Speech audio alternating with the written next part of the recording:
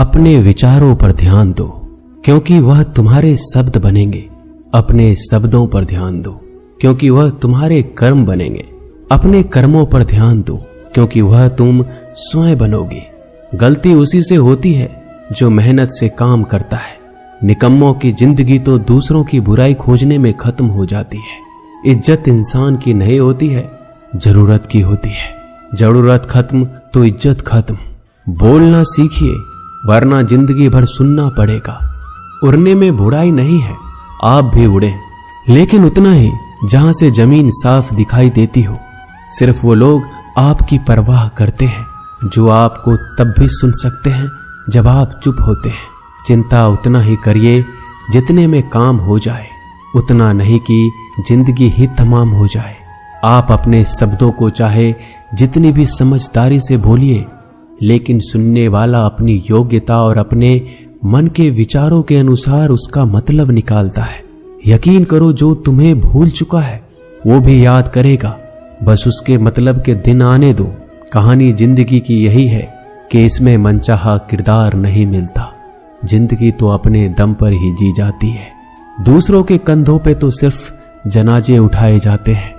आपकी मुस्कान आपके चेहरे पे भगवान के हस्ताक्षर है। उसे अपने आंसुओं से धुल लें या क्रोध से मिटने ना दें। कोई भी व्यक्ति हमारा मित्र या शत्रु बनकर संसार में नहीं आता। हमारा व्यवहार और शब्द ही लोगों को मित्र और शत्रु बनाता है।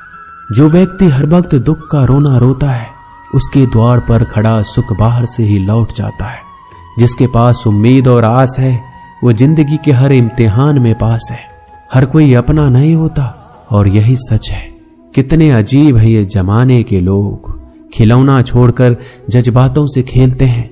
महान दिमाग विचारों की चर्चा करता है, औसत दिमाग घटनाओं की चर्चा करता है, और छोटा दिमाग लोगों की चर्चा करता है। अहंकार ना पालिए जनाब, वक्त के समंदर में कई सिकंदर डूब गए। इन 5 जगहों पर हमेशा चुप रहना सीखिए। पहला, जहां आपके शब्दों की कोई कीमत नहीं। दूसरा, जहां बोलने के बाद आपको पश्चाताप ना करना पड़े। तीसरा, अगर आपके बोलने से किसी का दिल दुखता हो। चौथा, अगर आप गुस्से में हो, क्योंकि इंसान गुस्से में बिना कुछ सोचे समझे कुछ भी बोल देता है। और पांचवा, जहां आपको समझदारी से कोई सुनने वाला ना हो। किसी का कष्ट देखकर अगर तुम्हें भी कष्ट होता है तो समझ लेना तुम्हारी आत्मा में परमात्मा विराजमान है। सिर्फ सुकून ढूंढिए, जरूरतें कभी भी पूरी नहीं होती। जिंदगी में सारा झगड़ा ख्वाहिशों का है।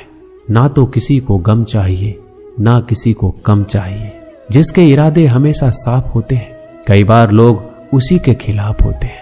जो तुमसे तंग आ जाए उसे छोड़ दो, क्योंकि बोझ बन जाने से याद बनना बेहतर है। झूठ की खरीदारी ज्यादा दिन तक नहीं टिकती। सच एक ही सही अंत तक साथ देता है।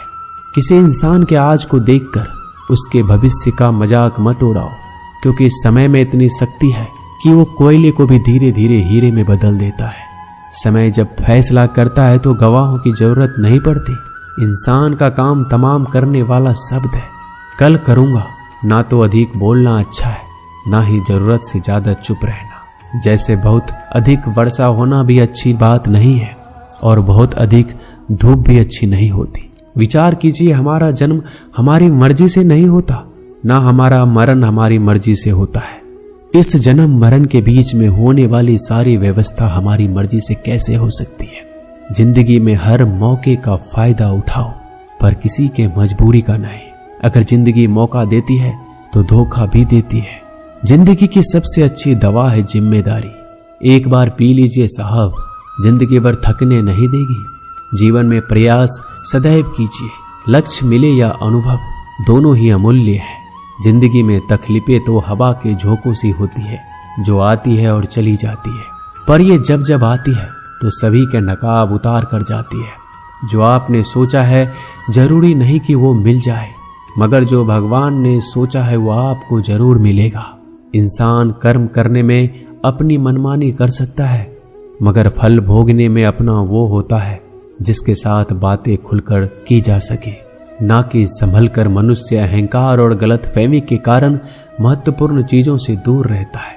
गलतफहमियां सच नहीं बताती, और अहंकार सत्य को देखने नहीं देता। अगर आपके साथ जिंदगी खेल रही है तो आप निश्चित ही एक बेहतरीन खिलाड़ी होंगे। जिंदगी का काम है ठोकर मारना। बिखरना है या निखरना है ये तो आप पर निर्भर करता है।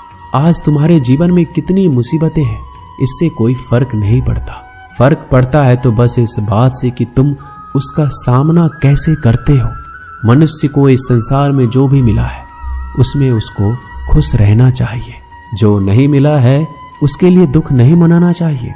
इंसान ने जितना उसके लिए सोचा है भगवान ने उसके लिए उससे ज्यादा सोच कर रखा है।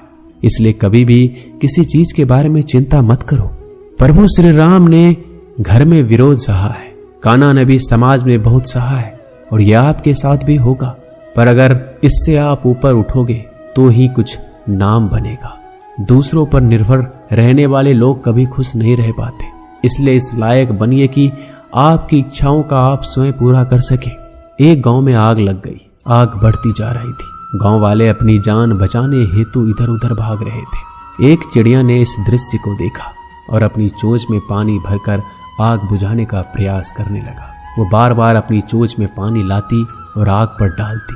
जब गांव वाले ने चिड़िया को आग पर पानी डालते देखा तो उनमें भी जोश आ गया और बोला, अगर ये चिड़िया प्रयास कर रही है तो हम क्यों नहीं कर सकते। सबने प्रयास किया और आग बुझ गई। ये सब एक कौवा देख रहा था। उसने चिड़िया से कहा कि तेरे पानी डालने से कुछ होना तो था नहीं, फिर ये क्यों कर रही थी।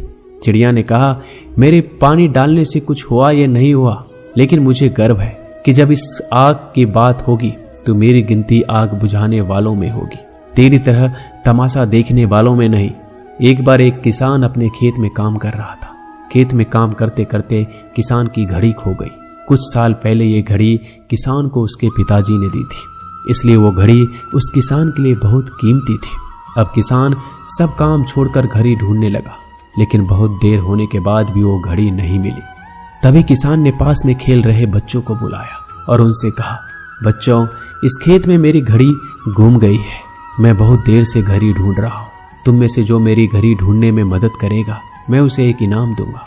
इनाम के उत्साह में सब बच्चे उस घड़ी को ढूंढने में लग गए, लेकिन इतने बड़े खेत में छोटी सी घड़ी ढूंढना बहुत ही मुश्किल काम था। कुछ घंटों बाद सब बच्चे जाने लगे। किसान ने भी अपनी उम्मीद छोड़ दी। वो भी घर जाने की तैयारी कर रहा था। आखिर में एक बच्चा किसान के पास आया और बड़े शान से कहा कि सब बच्चे चले गए, बस मुझे थोड़ी देर और घड़ी ढूंढने दीजिए। किसान ने कहा, ठीक है, मैं कुछ देर बाद आता हूँ, तुम देखो जब तक घड़ी मिलती है या नहीं। किसान जब 20 मिनट बाद आया तब बच्चे के हाथ में घड़ी थी। किसान आश्चर्यचकित हो गया और बच्चे से पूछा, कितना जल्दी तुमको घड़ी कैसे मिल गई। बच्चे ने कहा, सब जा चुके थे। अब इतनी शांति थी कि मैं धीरे धीरे पूरे खेत में घूमकर आवाज सुनने लगा। जैसे ही शांति में मुझे आवाज सुनाई दी वैसे मुझे पता लग गया कि घड़ी कहाँ पर है। दोस्तों, ये कहानी शांत दिमाग का बहुत ही बढ़िया उदाहरण है। जब हमारा दिमाग शांत होता है हर बड़ी चिंता खत्म हो जाती है और आसपास का शोर भी खत्म हो जाता है, तो हमारा दिमाग अपने आप काम करता है और हमें सही दिशा दिखाता है। दोस्तों, इस वीडियो में बस इतना ही। जल्दी मिलते हैं हम और भी ज्ञानवर्धक वीडियो के साथ। धन्यवाद।